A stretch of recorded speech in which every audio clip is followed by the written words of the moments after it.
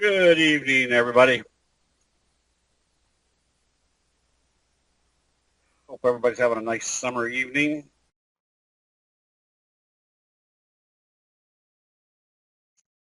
All right. Don't know whether we're starting into the summer doldrums. That's probably too early to even say that. But you can see what's happened in the Dow over the last couple of days. Doji's kind of a double top, and that thing's going to drive me to drink. So I wouldn't be surprised if we don't see some profit taking. The only part that negates that scenario is the NASDAQ. Also, trading up strong, not indecisively.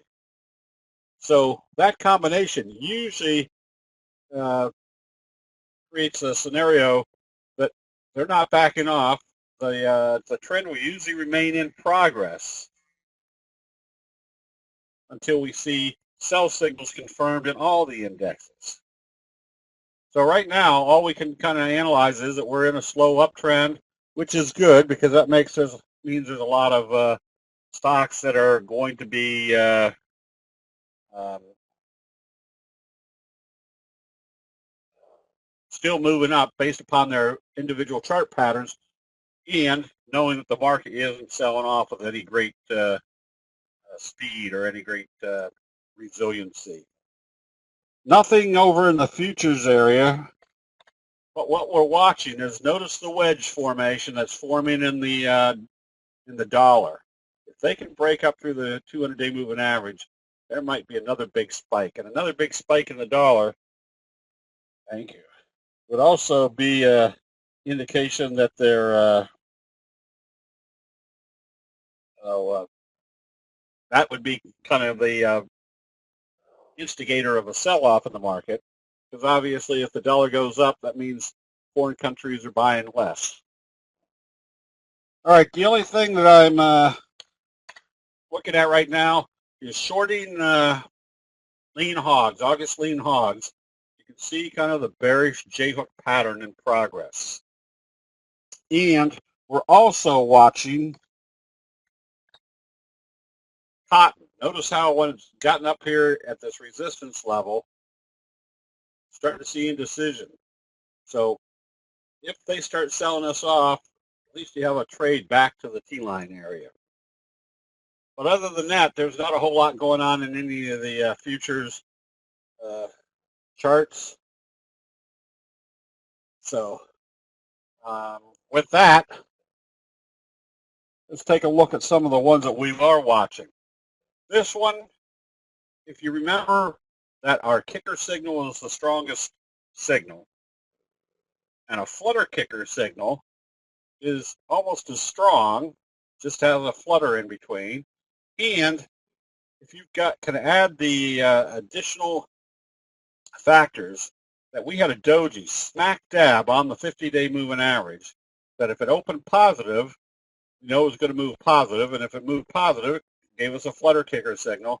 So a positive open today was kind of the ultimate entry point, telling you could be buying immediately because number one, the 50-day moving average was not going to act as a resistance anymore. Number two, prices are usually going to move in the direction of how they open it after a doji. So that gave you a lot of confidence that if they opened up positive, more than likely we're going higher. And then if you do a flutter kicker signal, that's also a strong indication you're going higher. We also had recommended NPTN a couple of days ago because there's your trend kicker. And what was the trend kicker in? This big fry pan bottom, and the trend kicker kicked off the 200. So where's our next likely target? Probably up here to fill this gap. And why is that a strong projection? Because what do we usually see coming out of a fry pan bottom? Fairly strong price move. So anytime the market looks a little bit lethargic, you can always go back to the fry pan bottom patterns because they're going to give you high probability results as far as direction, even if the market itself isn't moving uh, moving in the overall direction of a price of individual stock price. This one, MGNX, closed right at the beginning of this pattern. There's the dimple right about in the middle. This one you definitely want to buy on positive trading with the expectation that your next move is going to be somewhat along that same magnitude. I think this one, SPWR,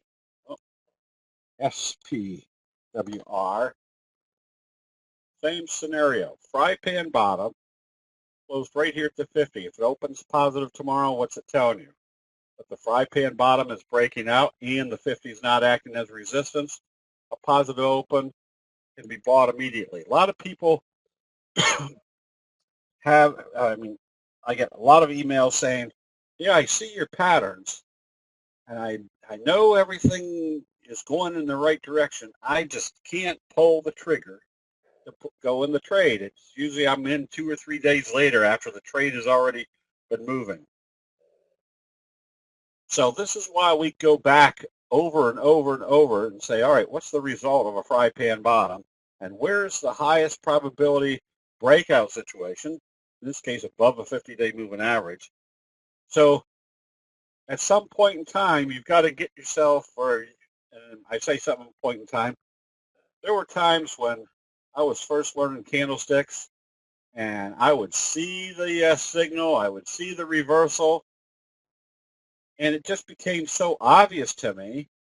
And anytime something is very obvious, it's probably not going to work, was my attitude. That's kind of one of the general rules of investing.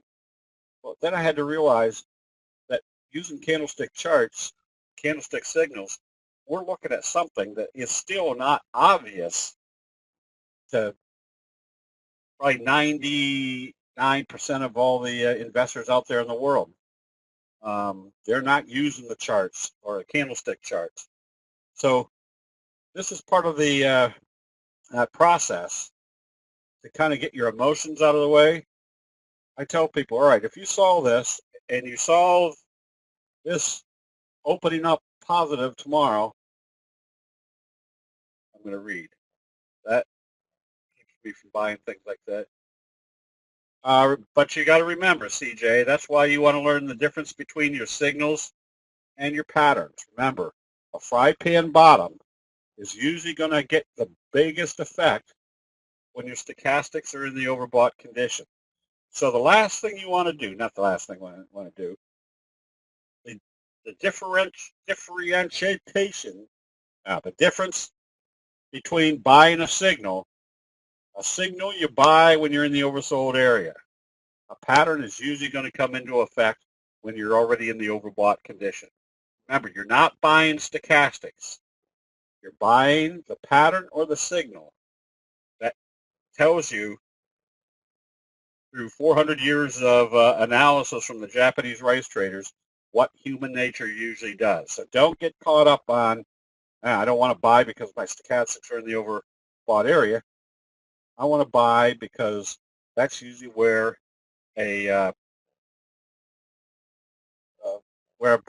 pattern breakout is going to occur. Paul, trend, what's the question? The trend, remember, we're buying the pattern. And notice what the trend is doing. It was down, and now it's starting to move back up. Okay, we pointed out AMBA in the options room today because what's the normal reaction when it moves up, pulls right back to the T-line, and then opens positive? What's usually the results? That's pretty much telling us that they are going to support on the T-line. There's more upside. So AMBA had a good, it was about a 4 or 5% upside today. And AVXL, again, this is why you want to learn the patterns, because prices move in patterns. If they didn't, we wouldn't be looking at patterns 400 years later. Here's your fry pan bottom. What do we expect coming out of a fry pan bottom? When it's in the overbought area, look for the big breakout. What's the expectation coming out of a fry pan bottom? A big price move. pulls back, starts curling back up, creating a J-hook. What's the prerequisite for a J-hook? A strong price move. We can pretty much calculate that if this opens positive tomorrow, we recommended this one today, still be buying this one tomorrow, because if this is wave one, which was, say, $4, what's this tell us? That our next target is probably in the $11 area. Intermediate sound, that may be just me hemming and hawing. And these are the type you want to get stuck in. Notice the big gap up through the resistance level. IOC, we recommended this one a while back because of the potential of a 45 degree. INFN, yes. A lot of people say, well, should we be buying? Just like Richard was asking, should we be buying here? That was the message. That was telling you they aren't selling this off. Why aren't they hanging in gap up dojis and overbought danger signs at AVXL?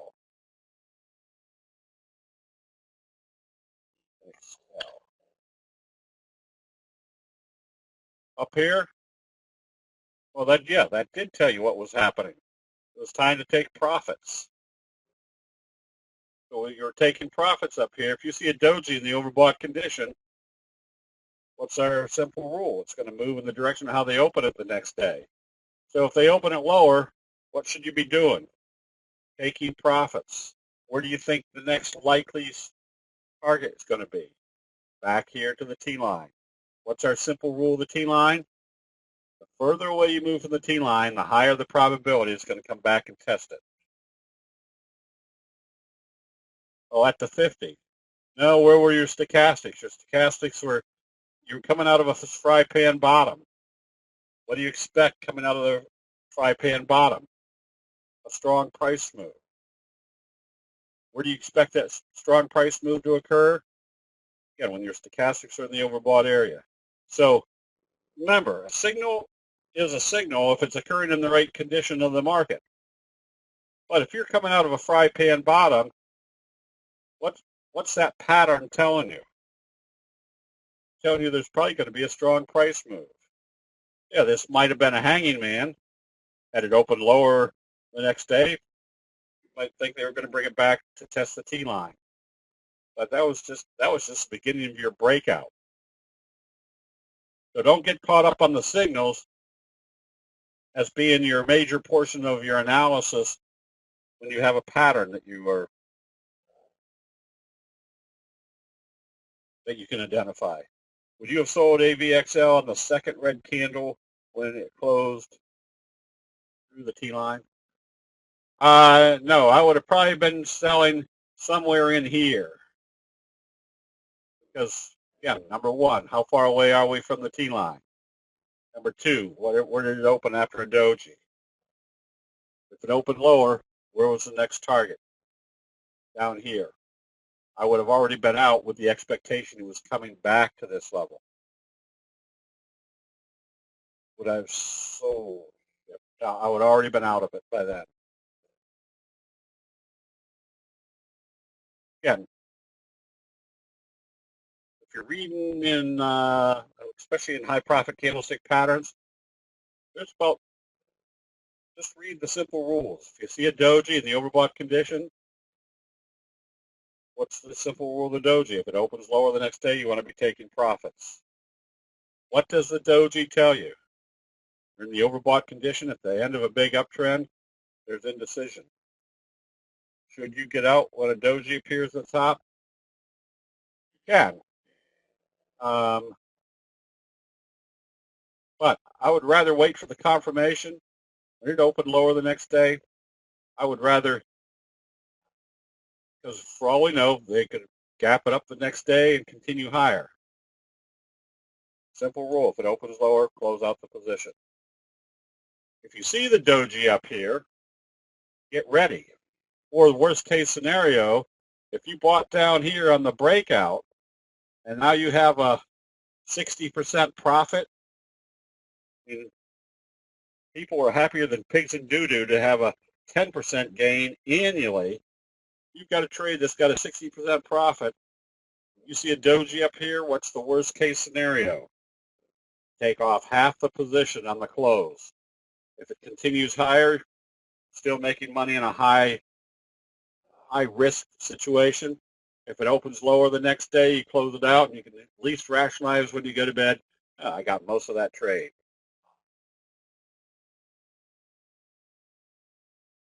Okay, IOC, don't have any target for it. If this was wave one, yeah, right now I don't have any target. I would just hold on to this as long as it doesn't create a sell signal. On the day of a doji, can 10-minute chart be used? Yes. If, what was it that we were just looking at? I forgot already.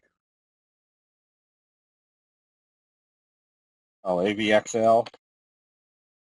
Yeah, if it was way up here, I don't know if my charts should be back it down.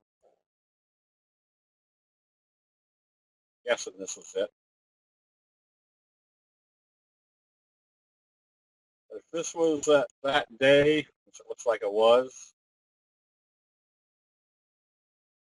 started seeing this, yes, I would start taking profits when it came back down through the T line. Why? Because look how far away we were up here away from the T line.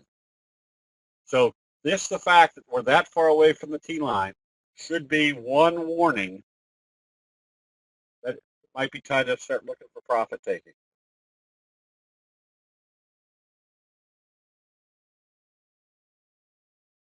We'll take a gander at G Pro.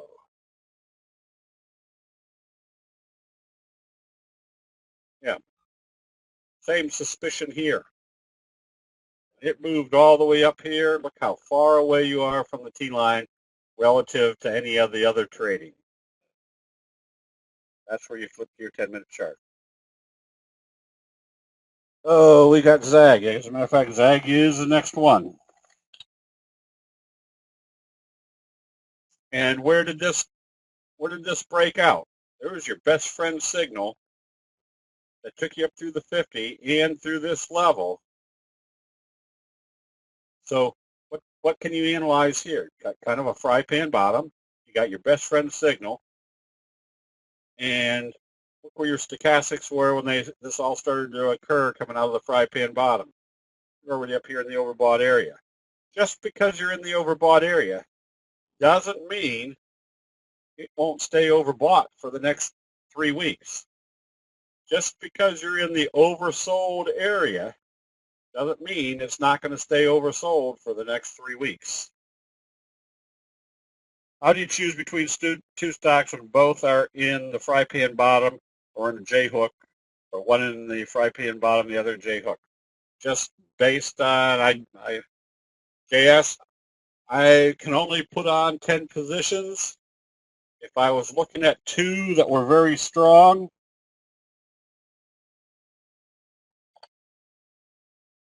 like this one, I'd say, all right, what's my upside potential?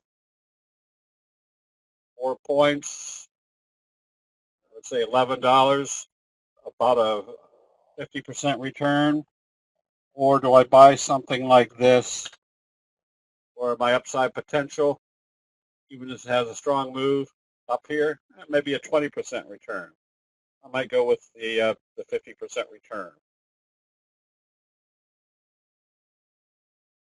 Oh, ZAG makes the battery packs, all right.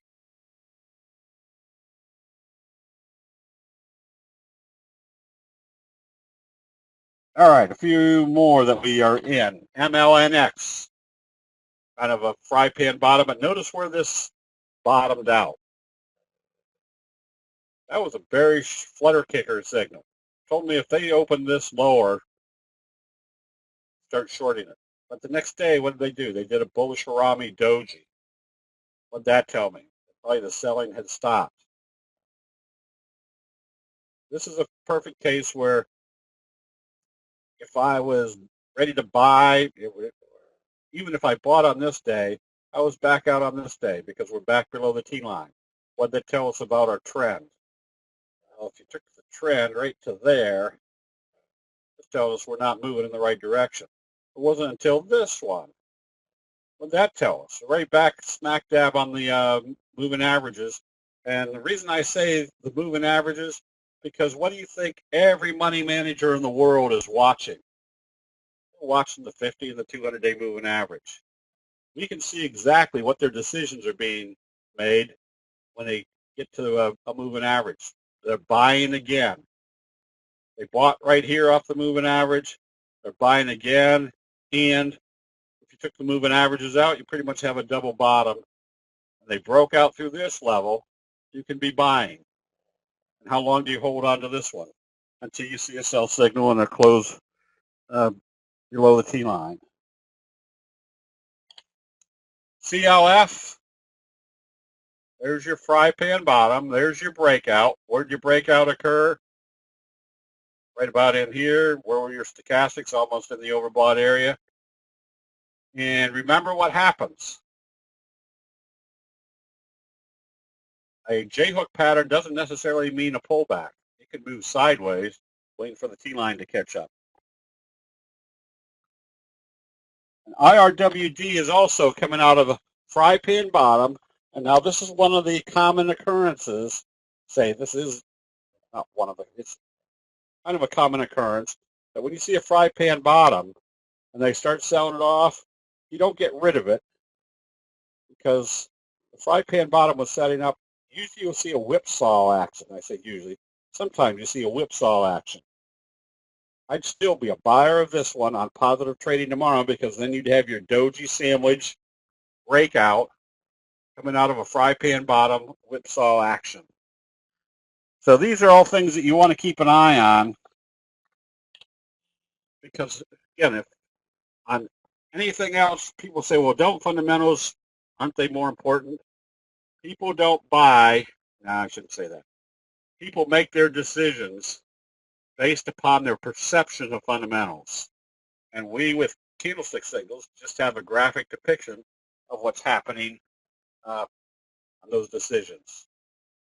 REGN, see that J-hook pattern. And how did the J-hook pattern start? Here's your Morningstar signal. Where's your next upside potential?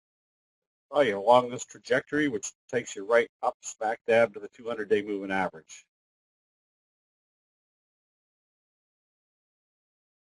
Dougly, this one you can be ready to buy because after that big move, you had the consolidation. Now you've had a gap up. They open this positive. Pretty much tells you the profit taking's over. It's starting to move higher. And why would we think that? Because you can see what's happened in this chart for the last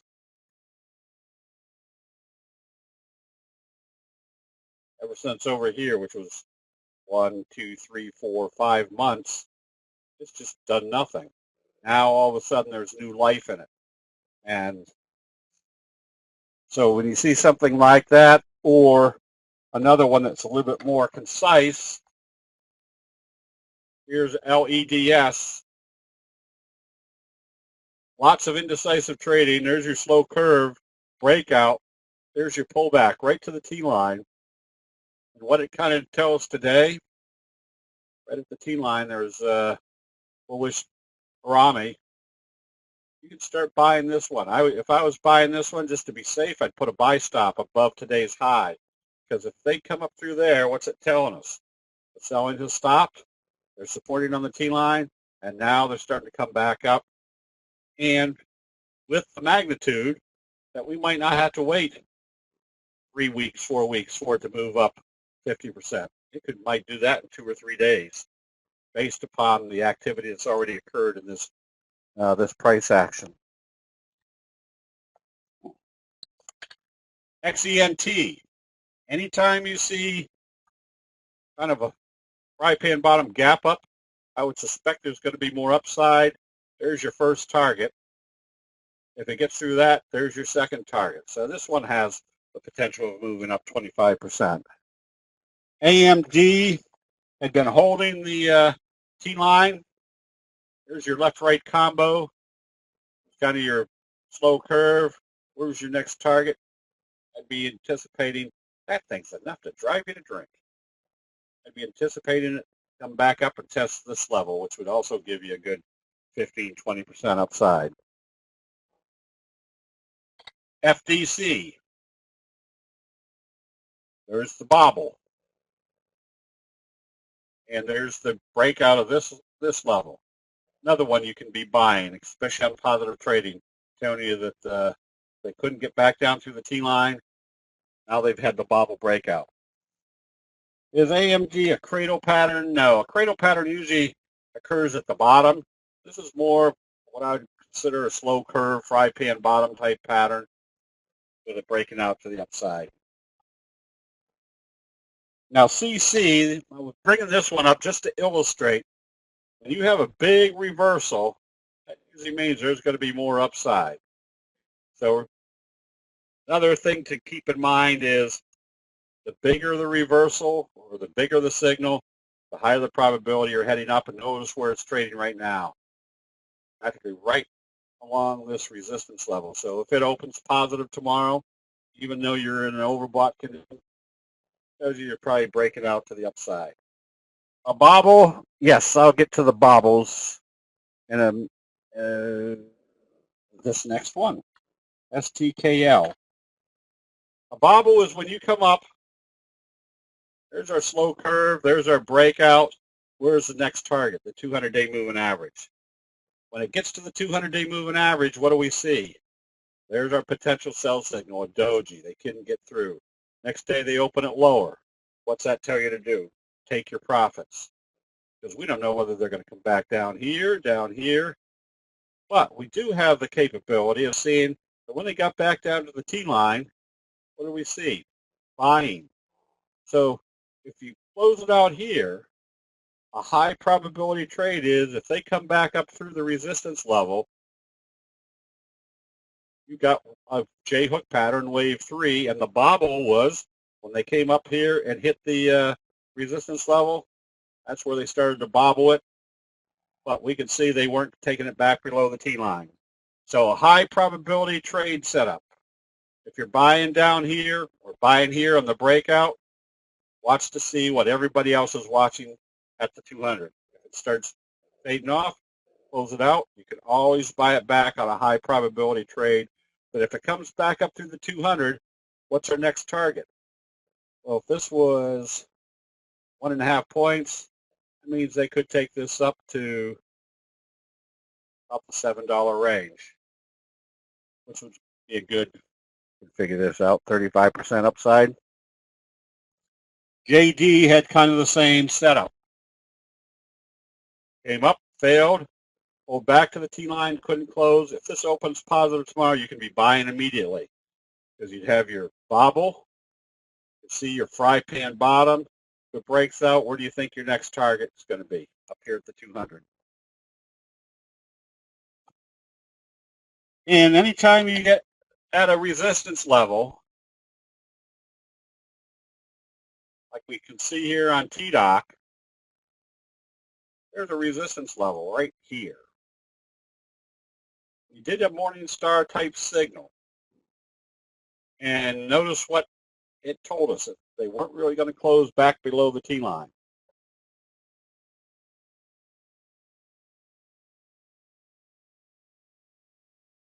So you put your buy stop at 1640. If it comes up through there, you know you've got wave 1, wave 2. The longer this resists and they break through, the more powerful the next move is going to be.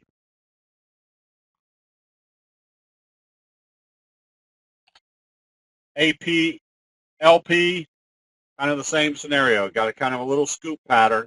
Morningstar setup right off the 50. I'd be a buyer of this one right here. I put a buy stop at 1475. If it comes up through there, got your next wave in progress. So these are all just setups for identifying when is the right time to be buying. Now, a lot of people like to buy on the pullbacks. To me, that's a little bit lower or higher risk because what's happening on the pullback? That means the sellers are in control. I would rather buy when I know the buyers are in control. Now, that's not to say one is better than the other. Some people make profits doing that. I know Rick from Hit and Run Candlesticks does very well on hitting the pullbacks at the right time. LFL. This was a perfect example of what we call the message, which is, you can see that kind of fry pan bottom setup. Then they gap it way up. That's your message. But it's not a good looking candle, is it? Because it looks like they're selling it off. So what we look for is something that tells us the profit taking of this day is over. Here's our bullish Harami. We could be buying right here because what was the message? The message was somebody was anxious to get into this with great enthusiasm. There was profit taking. Now the profit taking's over. That enthusiasm now continues in the uptrend. FMI. Pretty much see what's happening here. Wave 1, J-hook pattern. Wave 3 in progress. Big lots. Another one that you can see what's happening. They pulled back right smack dab to the T-line, warning star signal. You can be buying this one with the anticipation that if they break out through this level, that this wave right here could be the same magnitude as this wave right here. So if I was buying on positive trading tomorrow, I'd be very diligent to see what they did when it got up to this level. If it failed, I know that's a resistance level. I come back out of it.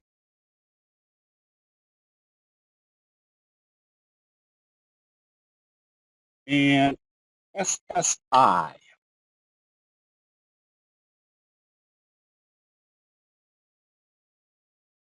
Same scenario, kind of your bobble, but up above the resistance level, and then coming back up through, pretty much tells us this whole area is now acting as support. What's our next target? This could have eventual run back up to the 200. Okay, that's about all I got for tonight. With the markets up here, let's see, I forgot some. ATHM. We shorted this one today because look at our support level. What type of pattern can we recognize on this one? A bearish J-hook pattern. What started the downtrend on a bearish J-hook pattern? A bearish engulfing signal. Then they haven't been able to get back up through the T-line.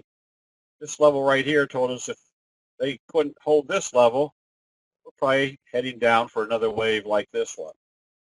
Another one that we were trying to short but didn't give us or didn't confirm today was Tiffany's. Where did they take it back up to? Right to the T-line. Had this opened lower and started trading lower, we would have shorted it. Because where would our next target be? Probably in this trend right here. Now we got a different scenario. If they open this positive, come back up toward the 50, there's our bobble setting up. We can get ready to buy this one. So it all will depend on, again, what investor sentiment tells us. If they take this down further, we can short it. If they start taking it back up through the 50, we can buy it on the bobble. Gold and gold today, just kind of lethargic. This is the August contract. Right now, it doesn't have enough force, and in this case, it looks like it's. Some people will say, "Well, why do you have the 20 on here?" It doesn't happen very often. When you can start seeing that they're supporting on that level, that becomes a little bit more crucial as far as the analysis. And then crude oil, right now, not long or short because it's supporting off the 200. You're in the oversold area. It's not moving up, but it's not moving down. So right now, both the oil and gold got out of the playing field at this point. LPL, that's LP. ET. Whoops. ETT. Yeah, here's a case too. that how do you know that when something is breaking out big that you might not make a fortune with this one? First of all, you see, all right, how far am I away from the T line? And are they holding up on this one? That's when you go to your 10-minute chart. Say, all right, I'm going to take some profits up here. Why on my 10-minute chart? Because the daily chart says I'm a huge distance away from the T line. When can I buy it back? When it comes back up through the T line. So if I was buying on a positive open after this one, or if I bought it here, I'm back out of it here because what's that tell me? Cut the chart off right there. Tells me, yep, they're still on a downtrend. Where's my next logical target on the 10-minute chart? Back down to the 50. I don't want to be a buyer until I see some new strength coming in. Okay, let's say hold on to the individual ones here. Are there any general questions on candlesticks?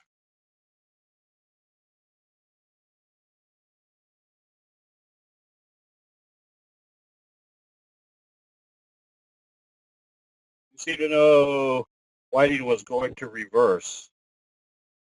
I sold out in the first hour because it looked like a rounded bottom. How do I know when to hold? That's the 10-minute chart.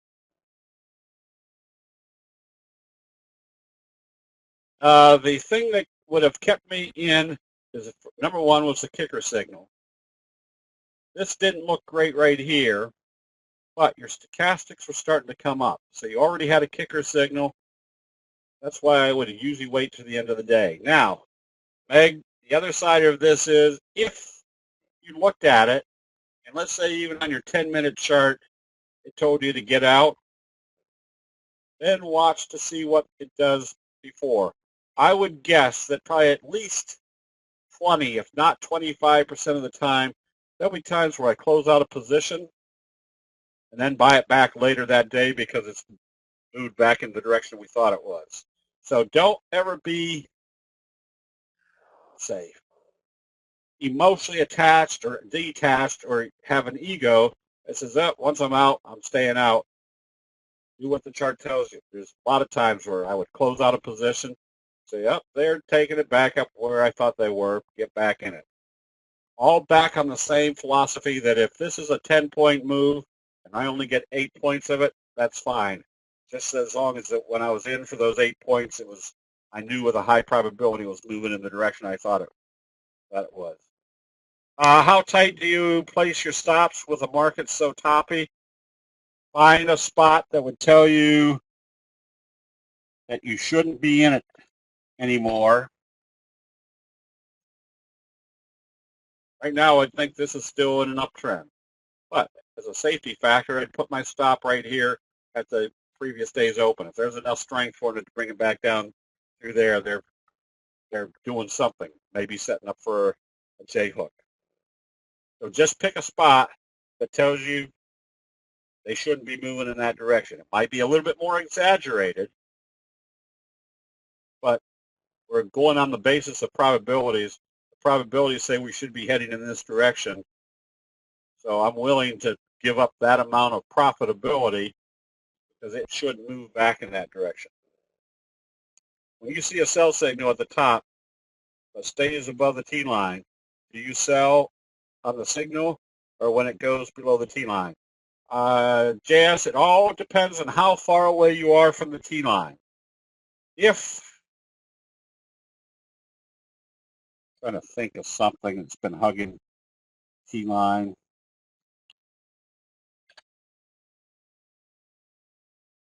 Let's say right in here that this had opened today, and that's probably not the best one to. If it's something that's trading right at the T line area and does a sell signal, I'll give it one more day. If it's something that's moved way up away from the T line, I'm more up to sell it and then see what it does when it gets back to the T line.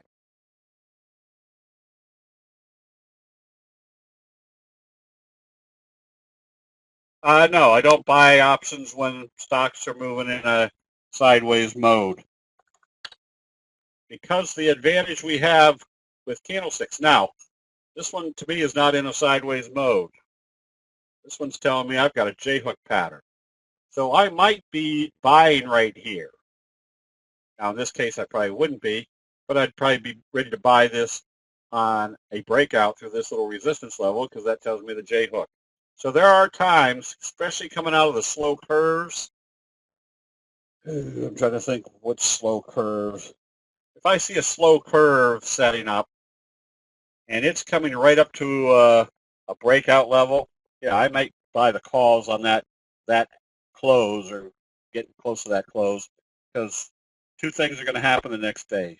Either it's going to break out big, or if it fizzles, I'm right back out of the trade with a small loss. But more often than not, the breakout to the upside is huge, which offsets any little failures at that level.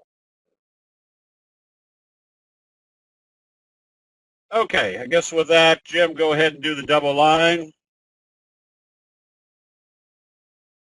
And 2.8 seconds to next double line. Okay. I didn't get to the biggies, did I? Oh, I forgot those. Amazon. Amazon, ever since this point, which is kind of your ultimate best friend signal right off the T line, you stay long until you see a sell signal. At this point, you could take some profits and then just wait to see what it's going to do back here at the T line, which I probably would have done.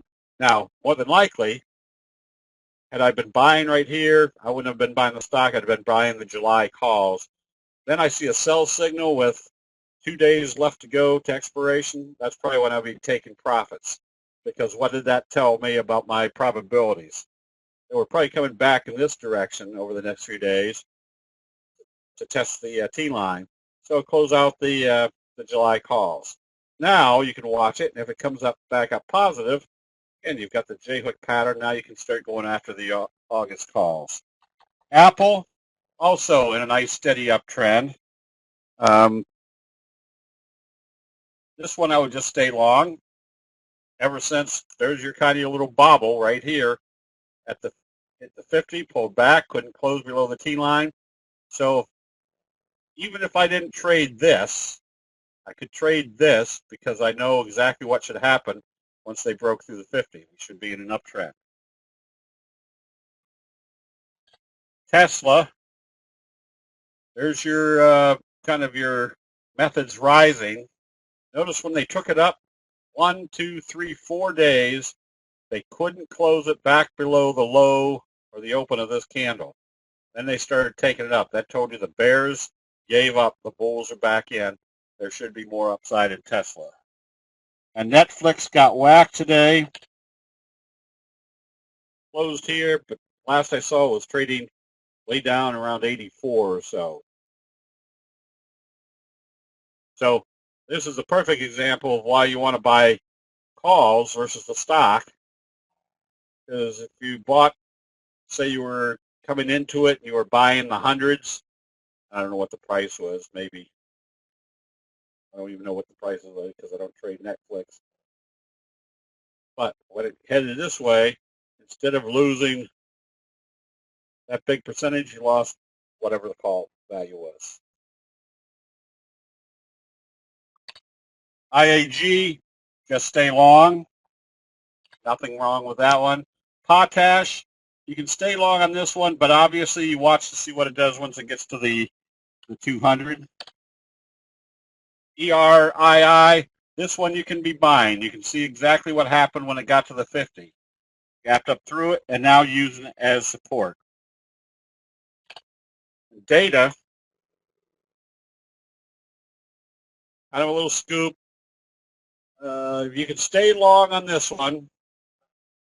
You're just about, you got to get up to this area. But you're still in an uptrend, so you hold on to it because you're not quite in the overbought area. You're looking for that pop to the upside, somewhat along the same scenario as AMBA. You're in an uptrend. It wasn't back below the T line. Looking for the pop to the upside.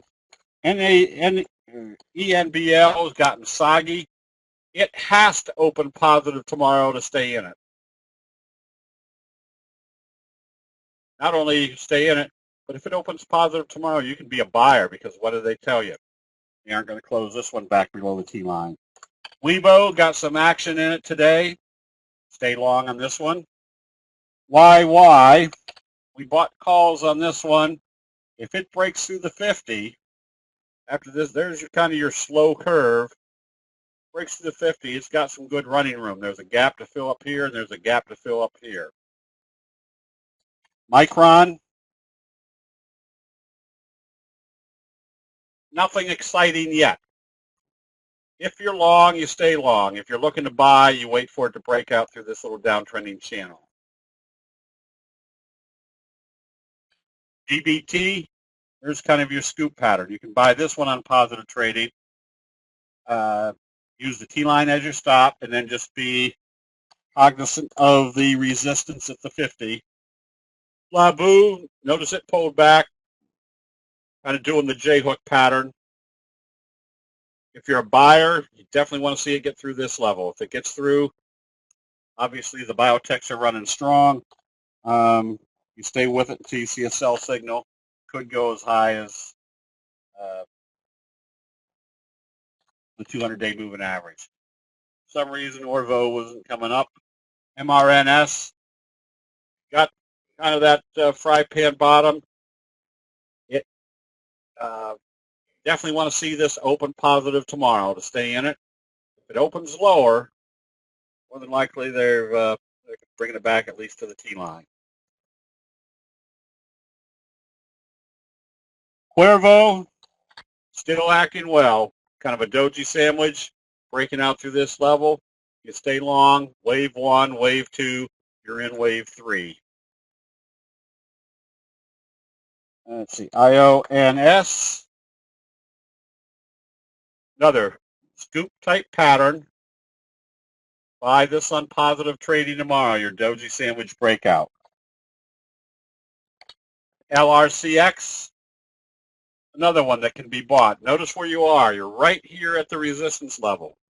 So if they open this one positive, what's our simple rule of the doji? They're going to move it in the direction of how they open it, which means if they break through this level, now your little J-hook pattern is in progress. J-Bill, possible doji sandwich, yes.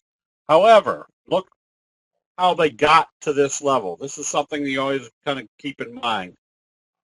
Got a doji, which makes this analysis very simple. If they open it lower, you take your profits. You're going to be in a bobble. If they open up positive, your doji sandwich breakout is in effect. CWEI,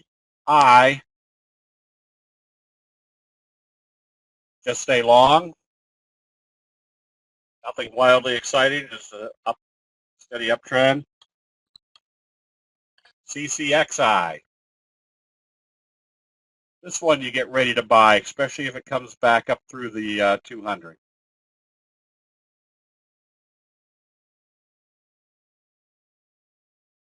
CRZO. Nothing here yet. You've got a little Morningstar signal.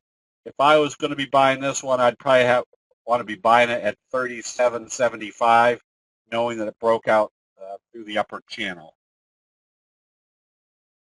Netflix got hit bad. I think it's still down around 80. I don't know where it is. Last we saw was down around 84. Google, that's a good sign. Notice how when it came up through the 200, so right there, make this a little bit bigger. Left-right combo. Told me if it opened lower the next day, get out of it, it was going to do the bobble. It needed to open positive and trade positive to stay in it. Open positive, didn't close below the 200. This is telling us right now we're in the breakout mode. I would suspect they could be heading up in this direction, which also I wouldn't trade it other than trading the options.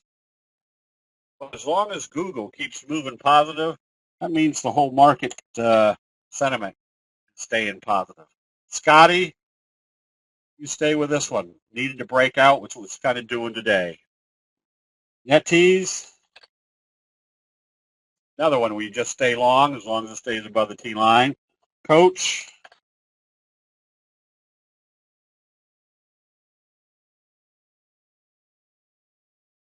also stay long. Move to the direction how they open it after the doji. TJ Maxx always, they had it when I lived in Atlanta. They had a TJ Maxx just up around the corner from me, and they would have shirts that started at $60, that was cut in half to $30, that was cut in half again to $15. Then they'd have a sale. I think by the time I got them, they were $4 a piece. So I'd buy 10 or 12 of them at a time and practically wear them once and throw them away. So TJ Maxx, not anything real wildly exciting, just stay long. I always say that because right now I don't do any clothes shopping because I don't know how to buy. MRNS needs to open positive. Twitter, just stay long, nice steady eddy. Silver, staying up above the T line. You're trading silver, it needs to open positive tomorrow. If it opens lower, it means they're failing at the T line area. CLB, nothing wild and exciting. I'd rather pay $127.50 knowing that it broke out to the upside. Rig, nothing of any great consequence there, just a very slow uptrend. Another one that if it opened lower tomorrow on the Berry's Doji sandwich, I'd probably be out of it, anticipating it's going to come back to the 200. ACIA, another one that's doing what it's supposed to. But remember, you had a gap up. Where do most people buy? They start buying exuberantly at the top. You're in the overbought area.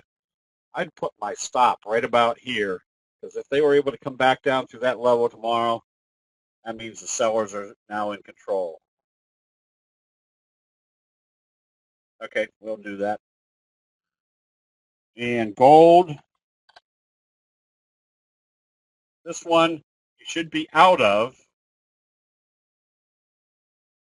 probably from yesterday. What is today? Friday, with an opening lower. You can always buy it back on positive trading. Right? As I say, right now, gold is kind of languishing, not moving in any great direction at this point. We did Amazon, we did TJ Maxx, GNC. Nice J-hook pattern. You can be buying this one with the anticipation that it's heading. I looked at this one.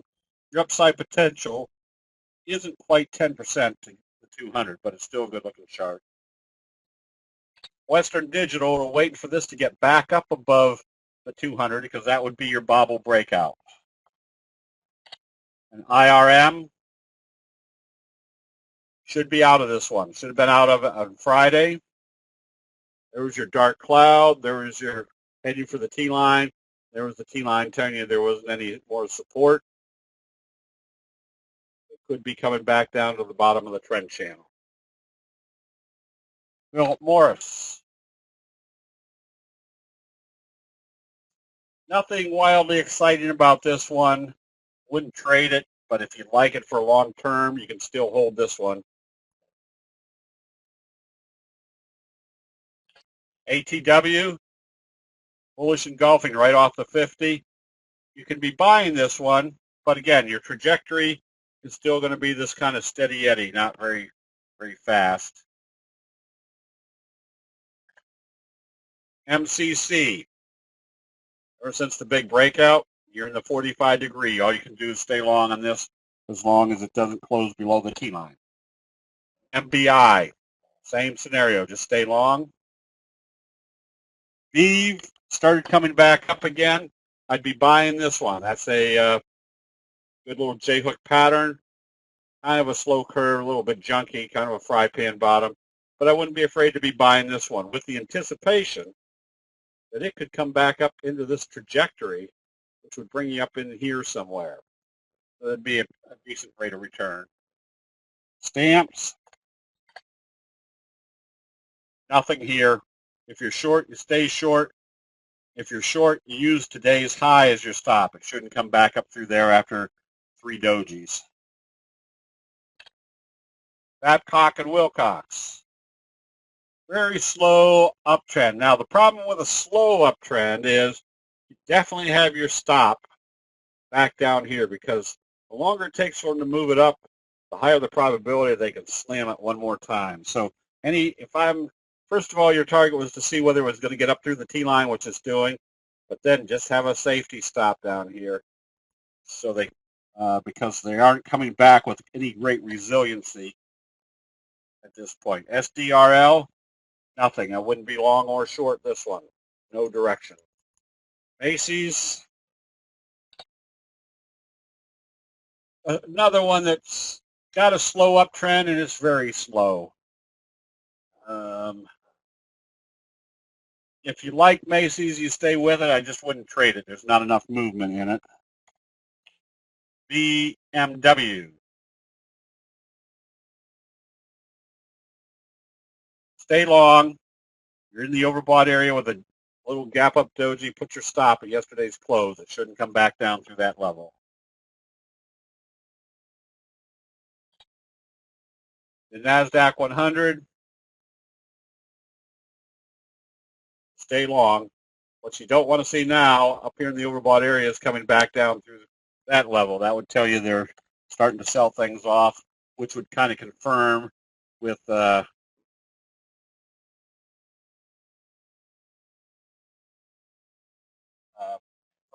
the profit taking has started. Plains American, All-American Pipeline, stay long. Just kind of reminds me of the knock-knock joke. Knock-knock, who's there? Cantaloupe. Cantaloupe who? Cantaloupe tonight. Pa's got the ladder.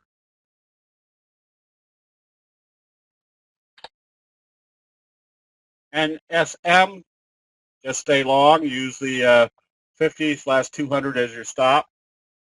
Ross Stores. Nice little breakout. When they move sideways like this, the closer they get to the T-line, in this case it broke up early, just put your stop below the lows, because it shouldn't come back through that level. MRNS, we did this one, needs to open positive. ARCO, nothing wrong here yet, but same scenario. Put your stop at today's low, because it shouldn't be coming back in this direction.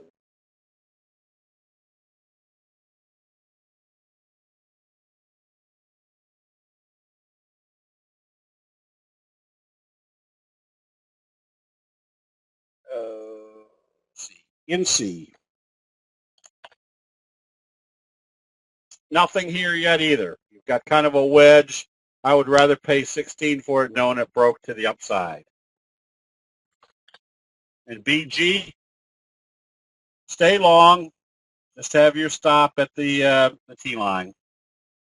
Chesapeake, nothing to get excited about here.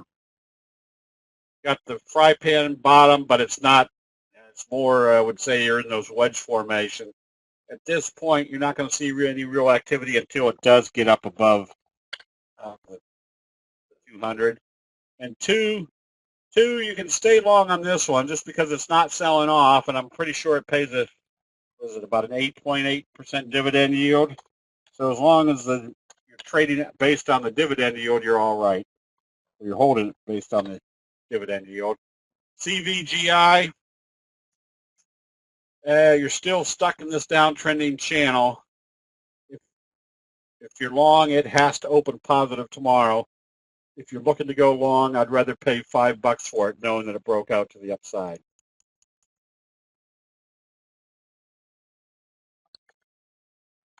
Blue, big breakout.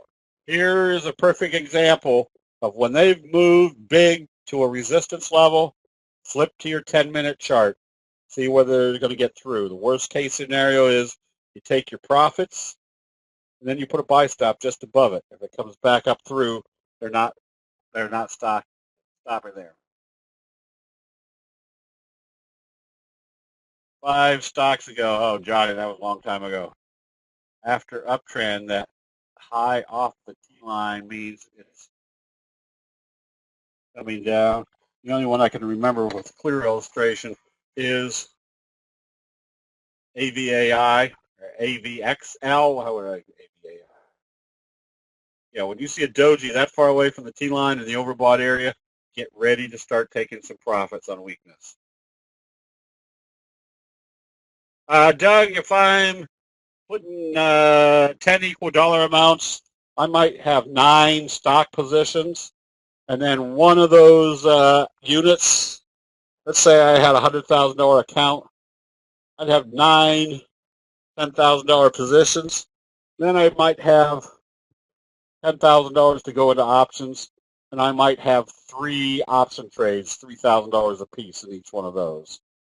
Yeah, that keeps everything. Now I'm following instead of 10 positions, I might be following 12 positions, which I can handle, or anybody should be able to handle. But it still keeps everything in units so that you're not buying your favorite. Burlington broke out today. I would expect a 45-degree off of here. If this opens lower tomorrow, then you take your profits. You can always buy it back when it comes back up through the close of today. Intel. See, this is telling me I want to have a stop here. So I'd put a stop right there because you've got a doji, left-right combo, open higher but sold off. They're starting to take profits, which I would suspect they're going to come back down to the T-line. Boeing, nothing exciting here. It's a junky one to trade. I would rather pay $135.70 for it, knowing that it broke out to the upside. AMBO, we pointed that one out in the options room today, but it was needed attention, had a good move. I'd stay long on this one, figuring you're still in this uptrending channel. Home Depot, nice J-hook pattern. Not a very exciting stock to trade because it's an institutional trader, but it's heading in the right direction. I would suspect at least coming back up and testing this level, which percentage-wise isn't that far away. Do you analyze your chart with only a 3-month period? No. Just first of all, I look at what's happening right here. The bigger, because I'm hard of seeing, the better. And once I decide that looks good, where could it run to? I can go back to as far as I want and say, whoops. What type of overall trend is there? So, no, I just use the 3-month criterion here because that makes it easy to see what we're looking at right now.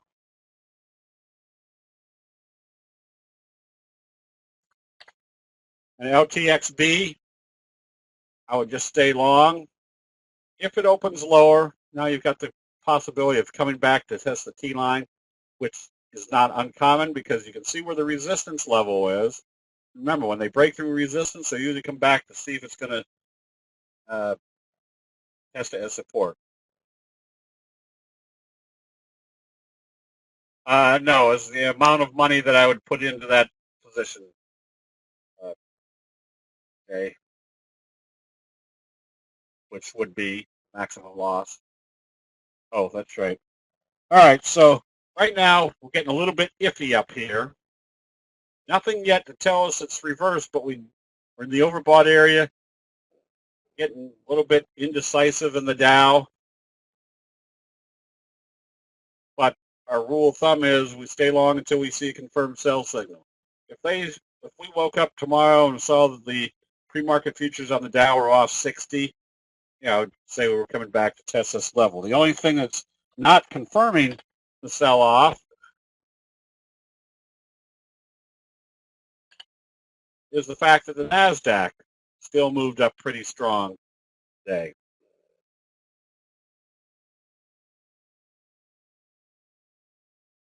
when you show the Dow, that's just the, these are the Dow charts. The futures for the Dow is the YM. They're constantly trading. And the futures for the NASDAQ are the Qs.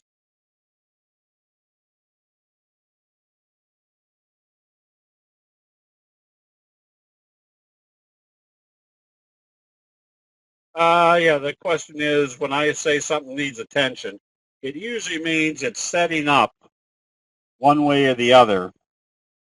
So this morning when I told the options room, this one needs attention because they opened up positive after bouncing off the T-line, and they were starting to trade this positive. That was a good indication they were still taking this one up.